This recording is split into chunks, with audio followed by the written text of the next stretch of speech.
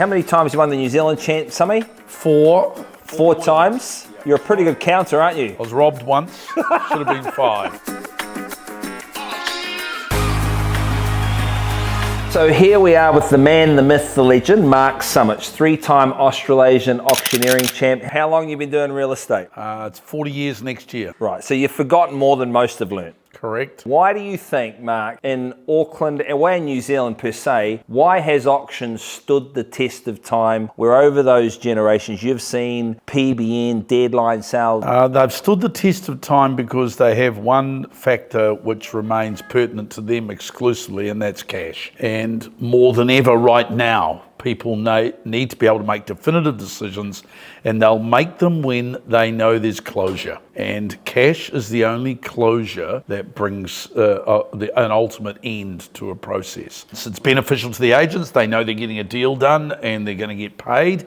Same with business owners, they know that as well. But from a pure seller's point of view, they know that if they can get enough money and agree it on the day, then they've sold their property. And that continues to be the most significant factor in auctions' ongoing success. Unfortunately, in these tighter economic times now, people are still wooed by maybes. I'll pay more for your property, but I just need to do this first. And unfortunately, that has fallen into the vernacular of everybody these days, and the maybes are winning out a little more often. If I'm selling my house and someone's advocating auction and I want to go down auction, what are some of the questions that a seller can ask the agent to find out whether they're dealing with a professional or an auction rookie? Write down the last 5 auctions campaigns that you've run, please. And what happened at those 5 auctions, please? Passed in, sold, passed in, and sold post-auction. Well, that's an above average record at the moment. That's 50% record. Now, that's higher than any other method of sale, which I accept, but I can tell you now that that isn't the norm in the percentages out there. So if you're selling in Gisborne or New Plymouth or Blenheim or in Cromwell, yes, you ask the agents to show you their last 5 or last 10 auction campaigns that they have run and assess them on the merits of their ability to run an auction. They might be a successful agent in town and all that sort of thing, but if you're convinced that you want to run an auction because A, you need cash in 6 weeks' time, which is the situation that many people find themselves in, or would prefer to have cash in 6 weeks' time, so your lawyer, your family have said, run an auction, get the thing sold, and move on, then don't just choose the most successful agent in town. Go and find out who's the most successful auction agent in town and deal with them. So in your experience over 40 years, they can be 2 different things, clearly. Oh, well, there's no question that they are. My most successful agents will be those who run 18, 20 auctions a year, not the ones who run 130 or the ones who run 5 or the one who sells 70 or 80 properties in any market. They might do 30 auctions and sell 5 of them. So, bulk listings and wanting to clear a certain percentage of your stock is not the barometer to choose the best agent to run your auction. So you find the agent who's an auction specialist. Who does a good job, right? I think some of the questions you need to ask that auction agent are, how much money did I spend on marketing? How many cash bidders were there? Yes. Did the owners have to adjust their reserve price? Was the auctioneer in line with you and competent in the negotiation process? And were we able to move the bidder on the day to a level that would allow our property to be sold? So there's multifaceted questions to ask the agent when you ask them to list their last 10 auctions and their results. Have some subsets in there and get more detail about it to show them that you are an analyst of this. So now that you've chosen the agent that you find that's competent at running an auction campaign, should owners choose their auctioneer? Because a lot don't. Of course they should be able to. Yeah, of course they should be able to. So why do you think people don't choose their auctioneer? They don't understand harsh reality, which is a lot of it comes down to the ability of the auctioneer to be able to assess the situation and make the appropriate moves, have been involved beforehand throughout the campaign to be able to put their 10 cents worth in. And then when the rubber hits the road right at the end, they're there to savvily and cunningly negotiate the best deal for that client, right? So yeah, again, go and look at a few auctioneers, see how they go, ring them up, talk to them. And sure, your agent will have a recommendation of who to use, but look, I'm dealing with all the auctioneers around the country. There's plenty of auctioneers, all right? Go and choose one. And what happens if an owner's found an agent and they've found an auctioneer they want to use and the agency says, no, can't have that auctioneer?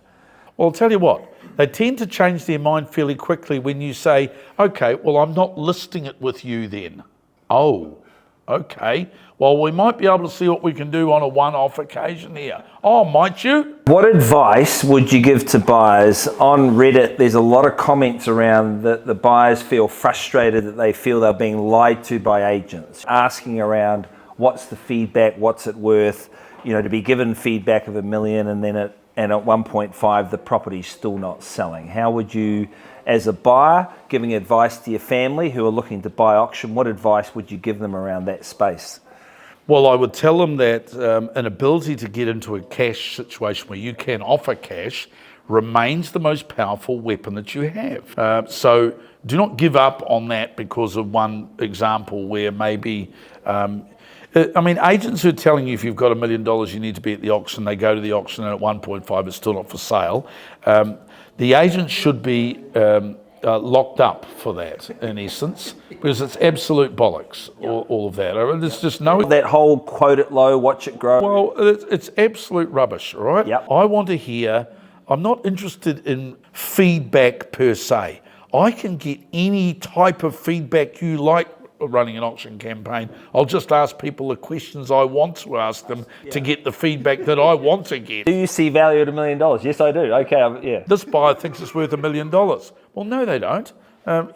This is just rubbish. And we need to be way better than this. Yes. And if we're not, we are going to be knocked constantly by the anti-auction people who see that as the gripes about the auction method. And it's real. When you're talking about capability of agents in the market, it's still very real. Yeah. Well, so what I want to hear is what people's thoughts are around the comparison between the property you've come to look at and the property that's sold at 63 Smith Street in August for $1,175,000. Yes. Oh, we didn't see that. Okay, fine. Well, so far, a couple of people told us that they think it's slightly better than that, right? Okay. The next person who comes in, oh, yeah, I saw that one. No, that's way better than this because it had this, and that. Okay. So that's what I want to hear. I'm not necessarily interested in if that has been steered by the agent who wants to get the feedback to a certain level. So as a buyer then, be savvy to be, am I being steered or is the agent quoting facts, knowledge around, yes. Well, I want a list of sales in the immediate patch from the agent. That's what I want, okay? Give me that. Oh, there aren't any comparable sales. Yes, there are. Go and find them and give them to me. They've all got access to them. I tell you now that serious buyers, 9 out of 10 of them have seen the property that you just talked about around the corner. 2 of them bid at it, all right? So they're right up with the play on it.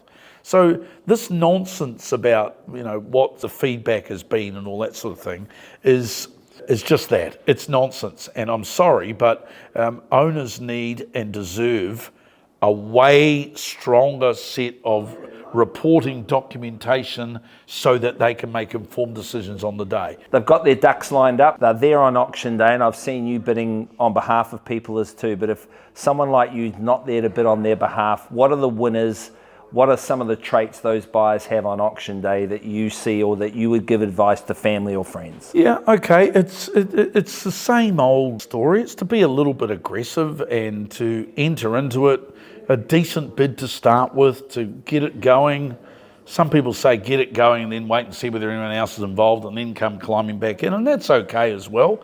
But I find quick reactive bids to be the best. I find bidding on top of yourself to be the best way to push other buyers around. Everyone's a little bit edgy, so if you show some authority, and that's not the easiest thing to do, but if there are other bidders involved, you can take real strength from the fact that that is the market unfolding in front of you. Yeah. And it's up to the agent and the auctioneer to convince the seller that that is the market evolving right in front of them. And we're being able to do more and more of that. Since I've been overseas, I've come back, I've called over 50 auctions, and only 2 that I've had bidders have not sold, all right, under the hammer.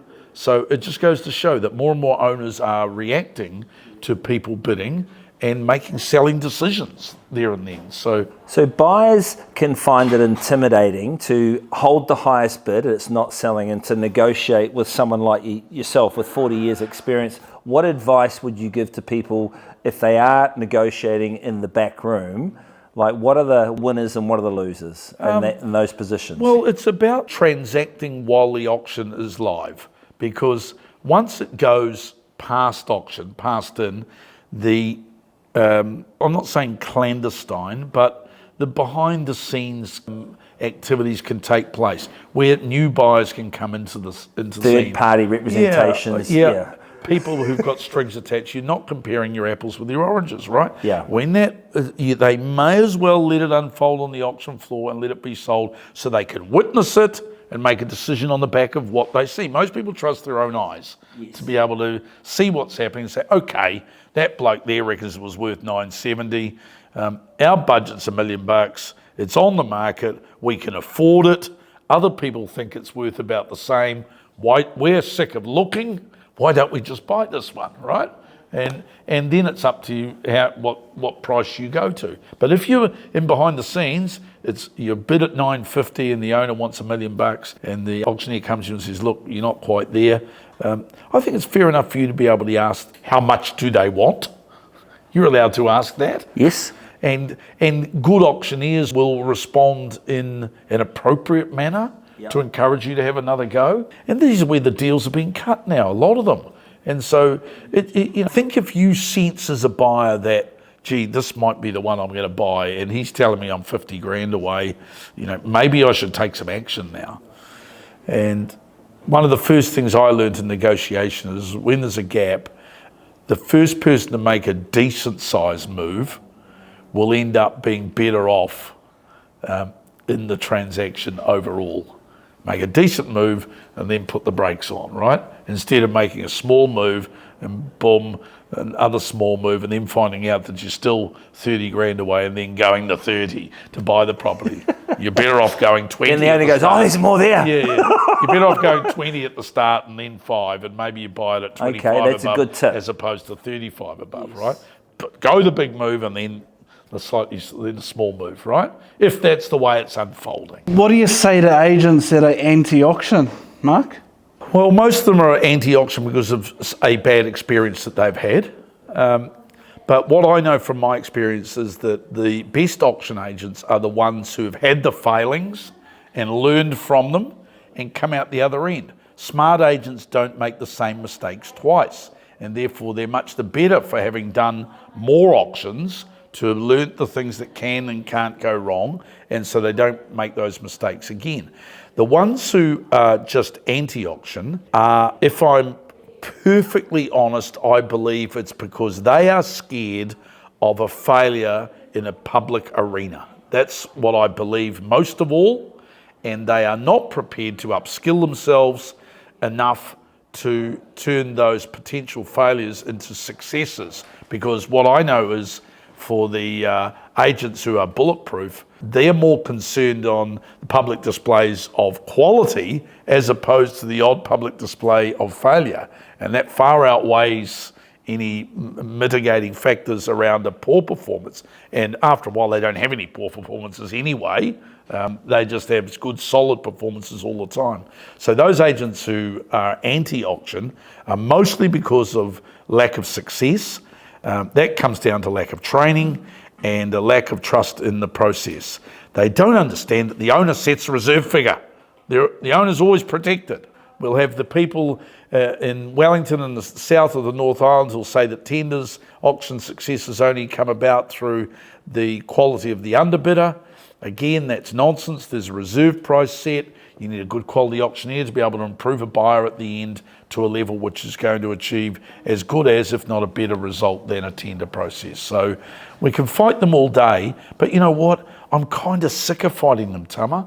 The agents who don't want to do it, let them wallow in their own inadequacies. It's fine.